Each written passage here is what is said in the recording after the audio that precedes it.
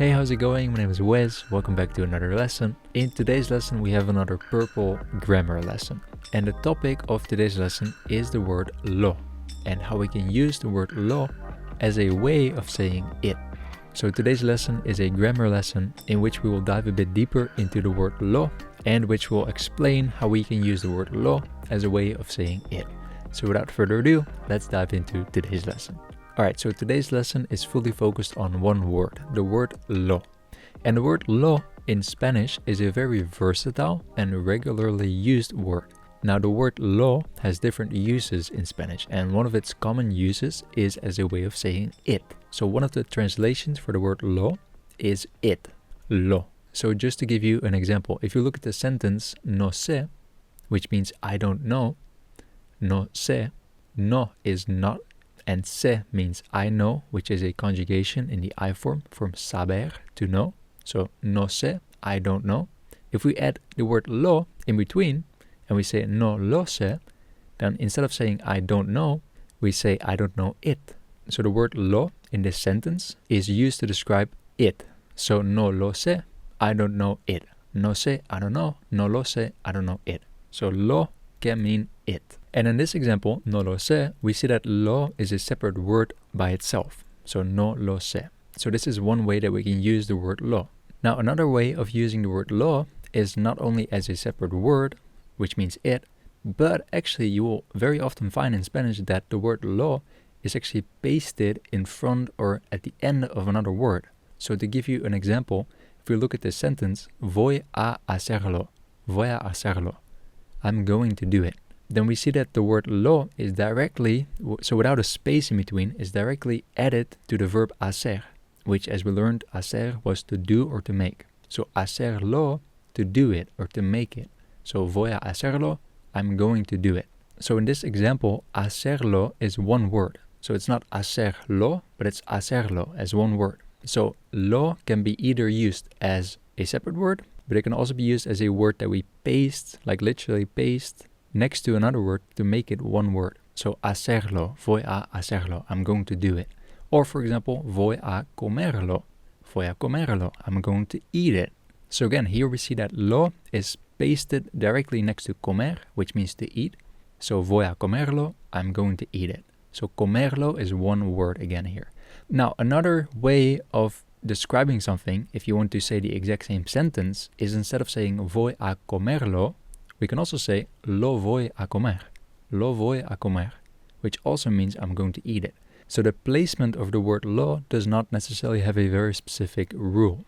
So it doesn't have to be at the end of a sentence, and it also doesn't have to be at the beginning. It can do both, and so it depends on you as a speaker how you prefer to use the word lo. If you use it at the beginning of a sentence or at the end of a sentence, or more like next to the verb. So comerlo, hacerlo. And then just as one more example, we saw that if you wanted to say I'm going to do it, we could say voy a hacerlo, but then we saw that we can also place that lo at the beginning of the sentence. So voy a hacerlo, we can also say that as lo voy a hacer, I'm going to do it.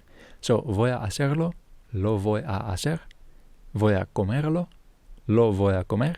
These are all grammatically correct. So it really depends on you, how you prefer to say something. For me personally, I like to put it next to the verb, so comerlo or hacerlo. But maybe for you, you prefer to say the word lo first so that you can get that out of the way and then focus on the rest of the sentence. That also makes sense. Again, it really depends.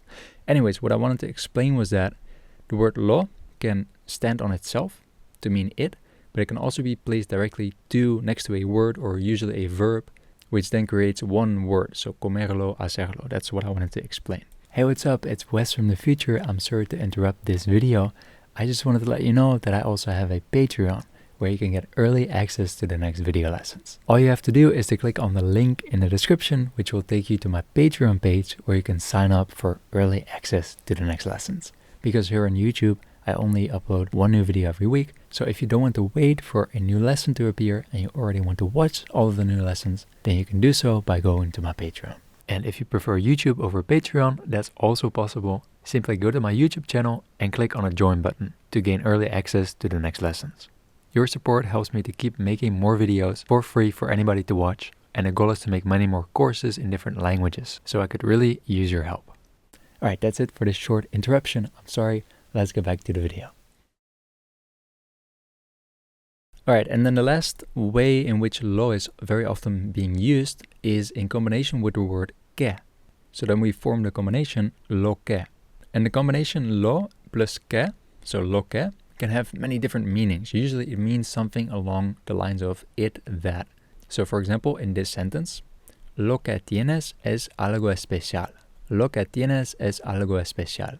Which literally translated, if we take it bit by bit, is lo que, it, that, tienes is you have, tú tienes, you have, es is algo, something, especial, special. So it that you have is something special. Lo que tienes es algo especial. However, if you then look at the literal translation in English, we don't really say it that you have is something special. We usually would say something like what you have is something special. What you have is something special. Lo que tienes es algo especial. So in this example, that combination of lo and que is used to describe what. So lo que tienes, that what you have. Or as another example, for example, if you want to say what you do is good, then in Spanish you could say lo que haces está bien. Lo que haces está bien. Which again, literally translated means something like it that you do is good. Lo que, it that haces, you do or you make, está bien, is good. Lo que haces está bien. It that you do is good. And then of course, to make this sound more English, we turn it into what you do is good. So lo que haces está bien. Or as a final example, we can also, for example, say lo que necesito es. So necesito is I need, which comes from the verb necesitar. So the I form, yo necesito. So I need. And then lo que is it that, or in English, you could translate it to what. So lo que necesito es, it what I need is, or what I need is. So lo que, it that, or what. Alright, so just to give you a recap of what we learned in today's lesson, it is that lo, the word lo, can be placed at the beginning of a sentence. For example, lo voy a comer. Or it can also be added right next to a verb where it creates a single word. So for example, with voy a hacerlo. So instead of lo voy a hacer, we can turn it into voy a hacerlo. And the last thing we learned was the combination of lo and que is very popular in Spanish. And it means something along the lines of it, that, or what. So for example, lo que tienes, it that you have, or what you have. So lo que. Alright, and that's actually already it for this lesson. The word lo as a way of saying it. I wanted to go over this in a separate lesson because you will see this word lo appear very often in Spanish. So it's very important for you to understand what it means and how it's being used. So that's hence why I made this lesson. Now, as always, if you have any more questions, please reach out to me. You can do so by going to my website, SpanishWithWes.com. You can find an overview and recap of all of the lessons on my website, and you can also find my contact info so that you can write me a personal message. Alright, that's it for this video. Thank you so much for watching. Again, as always, I hope you got something out of this. I hope you learned something from this. And of course, I hope to see you in the next one. Adios.